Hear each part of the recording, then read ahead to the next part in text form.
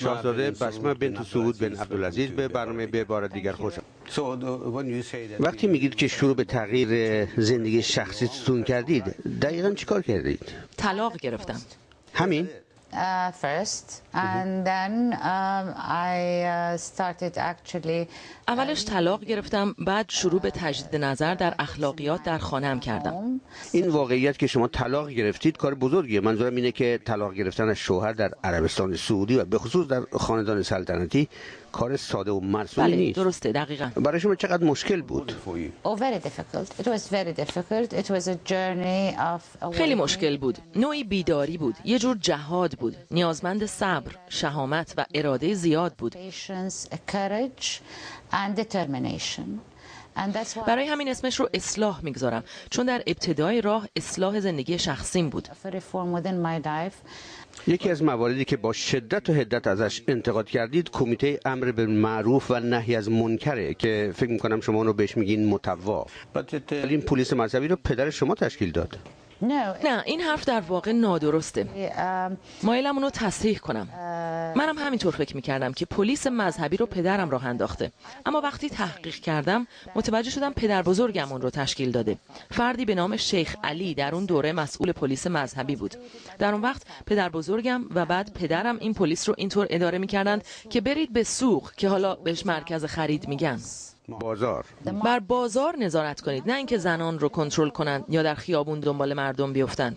بعد در دوره پدر بزرگم و پدرم کار پلیس مذهبی مسئله کاملا متفاوت بود. بعداً وقتی در دوره جمال عبدالناصر اخوان المسلمین به عربستان سعودی آمد، وجهه و کارکرد پلیس مذهبی تغییر کرد تا رفتار مردم در خیابون رو تحت نظر بگیره و مورد پیگرد قرار بده.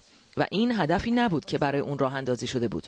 هر جایی که تحول صورت گرفته یا بهار عربی و انقلاب راه افتاده، می‌بینیم که پشت سرش اخوان المسلمینه و دستور کار اخوان المسلمین به عقب راندن زنان از این همه دستاوردی که طی این سالها به دست آوردن، اون هم از طریق برداشتی از مذهب که خودشون باب کردن و اصلا اسلام چنان چیزی رو نمیگه.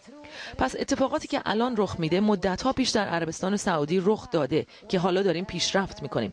اما اگر خدایی نکرده اتفاقی در منطقه بیفته، مثل چیزی که در مصر و تونس میبینیم، وضع زنان بیش از 100 سال به عقب کشونده میشه.